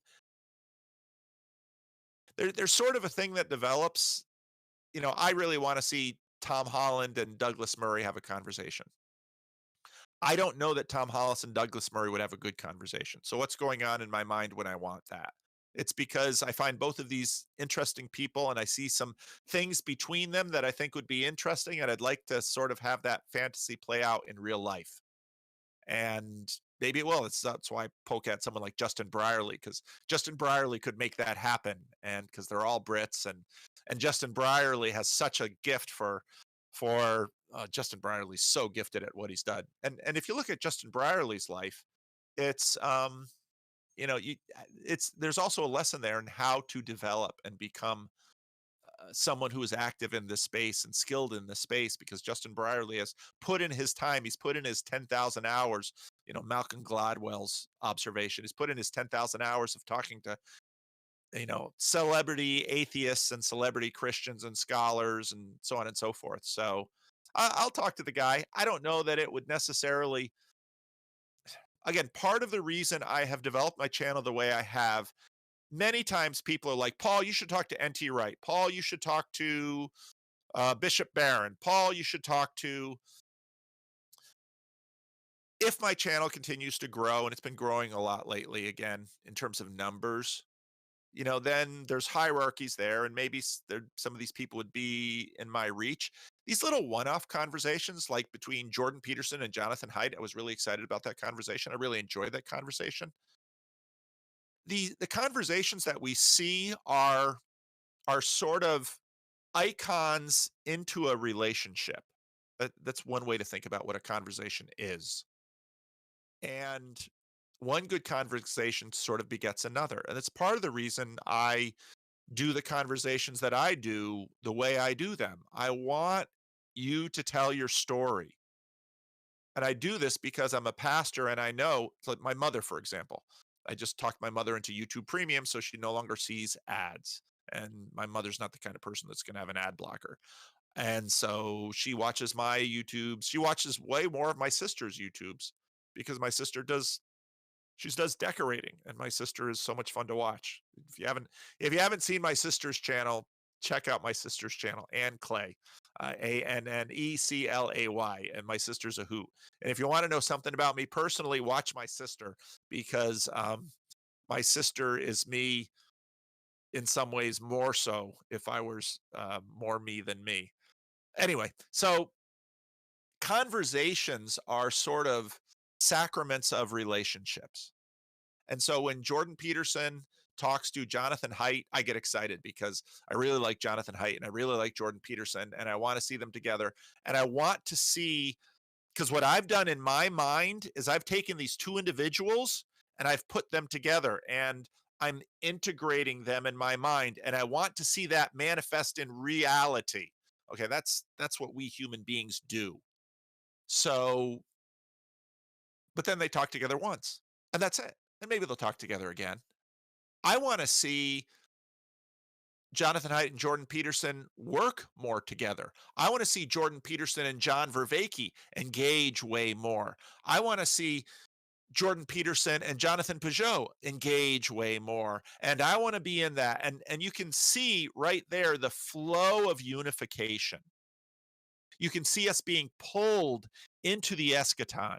You can see this one in the many being worked on and worked out. So that's part of the reason, even though, here's a secret that everyone knows. If you want to grow a YouTube channel big, get lots of celebrities on, because they already have a following. And then when you talk to them, you'll get some spillover and your YouTube channel will get big. Yeah, be careful what you ask for, because if you get 100,000 or 1 million subs, that's going to change your life. So what is it that you actually want? Well, what do I want? I did 2 randos conversations this week. Only one was posted. And those of you who've been in the Discord open studio know the one that wasn't posted, and know that I thought it was a great conversation, and know that I thought it was worthy to be posted. I'm anxious for it to be posted, but the individual is still not posting it. So we're still in negotiation and discussion, because he's more of a perfectionist than I am, and God bless perfectionists, because we wouldn't have all the cool stuff we have right now if it weren't for perfectionist Rick, who at the end of each podcast says, oh, this went okay. This could have been better. And so that spirit in Rick keeps making things around here better. And me, I'm just that was good enough. On to the next thing. I don't care so much about the details. So I just made Rick laugh. That's fun. So yeah, I'll talk to him. But what I really enjoy is relationships. And so we could have a conversation, but chances are he doesn't watch my channel. That's why it's more fun often to talk to someone who's watched my videos than to talk to a celebrity, because the celebrity doesn't know me. And yeah, we can get a chance to talk about a few things, and we can enjoy some of the stuff that's going on about celebrity, but celebrity is less fun than relationship. And that's why celebrityism is sort of like porn. It's there's a deceptive aspect to it. And yeah, if I talk to Jordan Peterson, that would be really cool. And I hope at some point to have another conversation with him, and be really cool to have a conversation with him on YouTube. And that would do wonders for my channel, yada, yada. All that would be good. But Jordan does not have time to know my material like you all know it. And that's what's so fun about this. I had the conversation with Tim, 2M Tim, this week that I posted. And that was a great conversation because he's watched a lot of my videos. And I didn't know him, but I got a chance to listen to him and learn about his life. And then suddenly we could find some places to connect. And it's in that connecting, there's real joy and glory there in that connecting. And that's why, I'm excited about the Discord server and the community that's in the comment section on my channel, and why I'm a pastor, because in church, then you have not only the, connecting by talking in this disembodied Discord way, and why I started the open studio, because, I part of what I'm always trying to do is reduce my celebrity. You say, why would you want to reduce your celebrity? Celebrity brings you money. Yeah, it does. Celebrity brings you bigger audiences and status. Yeah, it does. But it also brings deception, because there's only a certain element of me that you know. And if I can really turn the volume up on that element, if I can really turn the the luminosity up on that element, well, then I can control the world, and I can control people, and I can have power and status and mastery. There's a ring of Sauron in there. And so I want to reduce my celebrity, and I want you to part of why I really love having Luke around is because Luke will say, "Oh, Paul's full of shit on that." And if you don't have a relationship where someone can say, "Paul's full of shit on that," you don't really have a relationship, because Paul's full of shit on a whole bunch of things, some of which Paul knows about and some of which Paul doesn't know about. And if Paul is going to be perfected by our community and being together, you got to call me on some of that stuff sometime. And I know I just triggered a whole bunch of evangelicals, but I believe that in Canada, shit is not a bad word, so the Canadians will be okay with it. But so yeah, so that's I don't have any problem doing one-off conversations with other people. And maybe, the thing about those kind of conversations is they might grow into a relationship. And what's been fun about this channel, and I know, so here, again, hierarchies always develop. I mean, Burn Power, I did a conversation with him. He's been on my channel a bunch of times. Certain people have been on my channel a bunch of times, and some of you are bumping up again. Okay, 2 conversations, and then, you're going to have to ask for more. And, part of what we're looking at randomizing randos on the Friday morning thing is, let's get some other voices into the mix. And that's the lamentable thing about the living in the age of decay and our limited time and attention and ability, and the Dunbar number. Because part of me would love to have deep and satisfying relationships with everyone on the server, but already there's 260 people online right now, and there's 40-50 people in the voice chat room, and I can't have the same relationship with all of you because I don't have that much time in my life. And so that's why hopefully we can scale and fractal here. And you might have like a little scale 2 relationship with Paul, but you might have a scale 5 relationship with Job, and you might have a scale 8 relationship with Luke on the server, because that's that's how the hierarchy lays itself out. So yeah, go ahead and play matchmaker, and if he wants to talk, I'll talk to him, and I'd be curious about it. But to me, what gets exciting is when relationships can actually develop. And this is why hopefully after COVID, we're going to do some meetups. I'm going to do, my sister and I are already excited about um, doing another retreat in my sister's bed and breakfast in Connecticut. John Van Donk now has a line on a former um, boys correctional facility in Southern California, which has gymnasium and swimming pool and bunks. So we could do a we could do an event like that down there for a week with dozens or maybe even over 100 people, where we have breakout sessions and where we get together, and where we have maybe some formal sessions where we're all together, and then some other sessions where we're sitting around building relationships. That's exciting.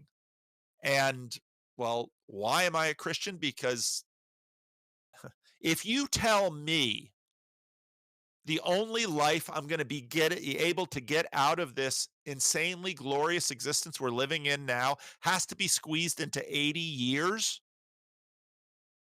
I'm going to be pissed, because each and every one of you are potentially, well, you are image bearers of God and potentially glorious, amazing, incredible human beings that all of us should be wanting to have a relationship with. And what the age to come looks like, again, riffing on the song Amazing Grace, when we've been there 10,000 years, bright shining as the sun, what do you think we're going to be doing? Will it be kind of praising God as in Dante? Yes. But it will be getting to know each other, and it will be growing together, and it will be becoming one. And so, what we're doing right now in terms of building relationships and having conversations, that's all part of the movement in that direction. And that's what I want. So every conversation is sort of a sacrament on the way to a relationship. And the relationship is sort of a sacrament, it's sort of a sample on the way to communion. And we want to go further up and further in. And here right now, we're just getting started. And it's hard sometimes when there's conflict, and there's always conflict, but it's also satisfying, and we want to go further. So that's the path we're on. Oh, looks like the pray for my back question. Oh, I'm just going to jump over that one. I'm going to mark that one, and maybe we'll start there. Pray for my back. We'll start there next week. I'll put my little emoticon. But Job asked the question beneath that. Hey, Paul, do you have any news about your friend who you put in jail? Yeah, they let him out, and well, there's a restraining order against him that he's not supposed to be near the church premises. And he got out of jail about 9 months ago, and he'd be hanging around here. You can't hang around here. He'd be hanging around here. You can't hang around here. And so I was just trying to make progress with him on that, okay, if you knock on my door, I'm willing to accept your mail here. I'm willing to, help you call your father. I mean, you can come into my office, but you can't camp here. You can't be here without me. And the reason was because 2 years ago or so, when I went on vacation, he had all of his stuff here, and a member of the congregation who was cleaning up around the place, he's an elderly member, this individual attacked him. And so he went to jail for that. There was a restraining order that he's not allowed to come anywhere near that individual, nor come around the church. And I would keep warning him. I'd say, you can't be here. And he wouldn't take me seriously. And then when the rain started here in Sacramento, I noticed we were going back into the pattern that had been for 6 years, that he camped outside my office door, and he's taken up residence. And I said, hey, you can't be here. And he's also bipolar. And so, depending on his mood, he would respond to me with various levels of productivity. But basically, because he was on the depressive end of it, and because he had already downed a whole bottle or most of a bottle of the hard stuff, he usually drinks beer all through the day. But so he basically cussed me out and blew me off. So I went into my office and I thought about it, and because I said, you can't be here. She said, call the cops. And language a little more colorful than that. So I went back out and I thought I'll give him another chance. So I sat down, I used all my pastoral skills to try to de-escalate and invite into a conversation and see if whatever degree of rationality and agency he could amass at that moment to say, we got to talk about this. There's nothing to talk about. And then he cussed me out again. So at that point, it was like, all right, let's call the cops. Let's play that route. And that's always a difficult thing because often if he thinks I'm calling the cops and then he'll skedaddle out of here and then the cops will get here and then you have the whole cry wolf thing. But I'll leave him alone and it usually takes 2-3 hours because it's a low priority thing. And then sure enough, and the police came this time with 2 male officers and then um, the SAC PD has a couple of officers that are basically mental health police officers that specialize in it. And it's really helpful if they're young women because most of the homeless people are older men. And, oh, look, this nice looking young woman wants to talk to me. I don't care if she's wearing a police uniform. And so outside of my office, I could hear the conversation develop. And so that's when I came out, and yada, yada, yada. So they locked him up in jail for a little over a week and then they let him out. And then he had a cart here, which I'd kept over here. I noticed that there were some personal possessions in it. And then the cart disappeared the same day he let out of jail. And I haven't seen him since. And so I'm not worried about that because I've lived with this stuff long enough to know that I'll see him again if he lives.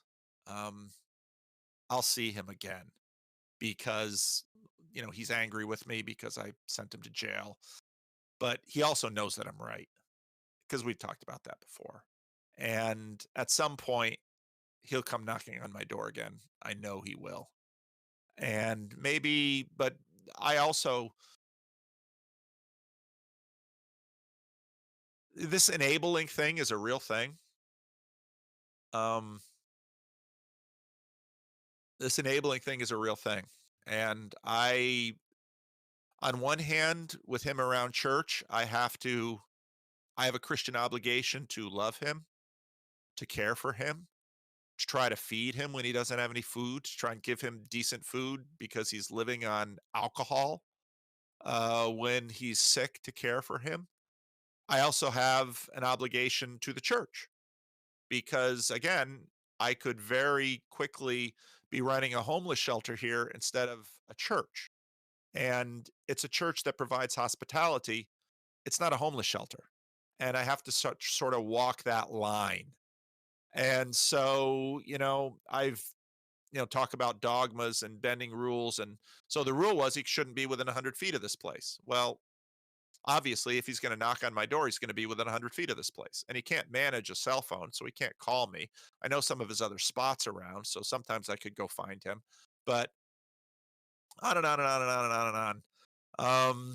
It was time to draw a line because I knew where this thing was heading.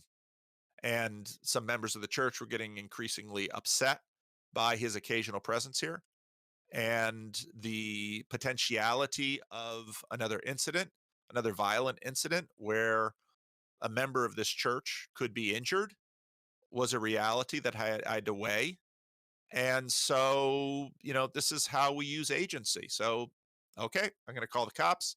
And last time I called the cops with him here, he was seeking medical attention. And so I didn't press the restraining order.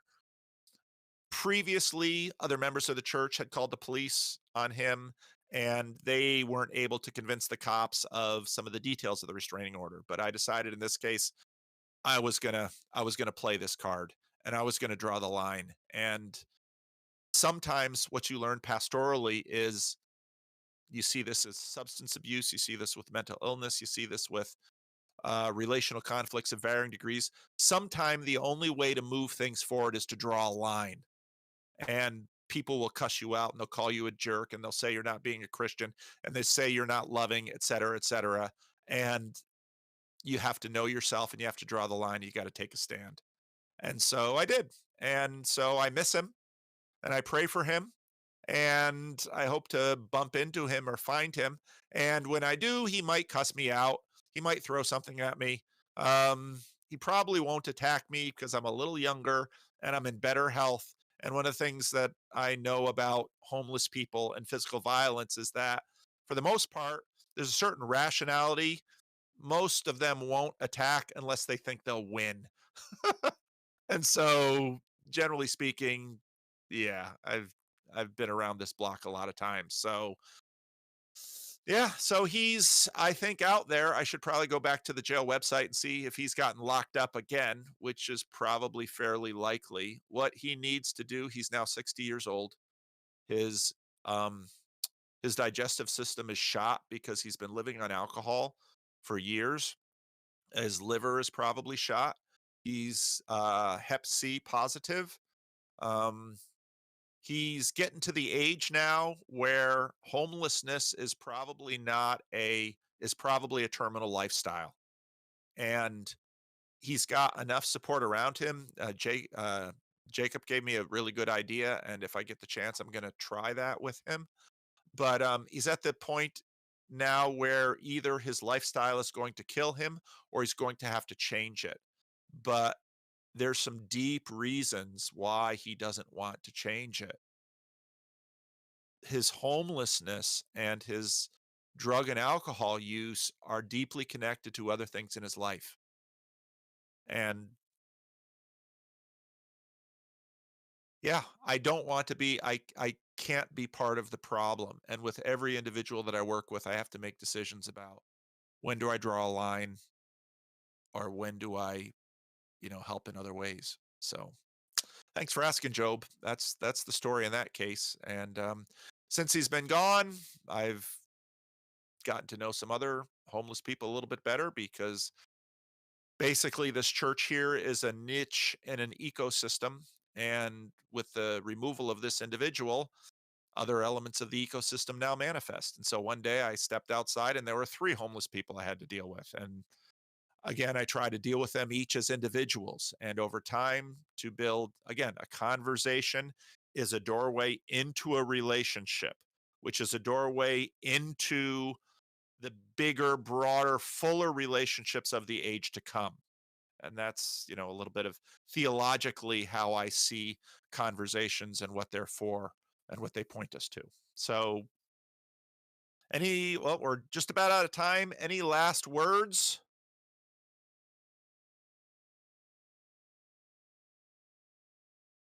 Well, it's a quiet group again today. See, that's part of the problem. The boy, we got a big group in the on the Discord this week. That's part of the How's this a problem? We're just hanging on to your every word, and you insult us for it. This is why I love the Dutch. The Dutch will tell you what's on their mind. And listen, Paul, I get enough crap for talking all the time. I don't need to talk more. And this is the beauty of community. And so thank you all for listening. Him. Thank you Also, for if every listening. one of us were talking, no one would hear anyone. And we're gonna end the YouTube. If we now just keep interrupting Paul, you'll finally get the point where we're normally quiet, right? Yeah.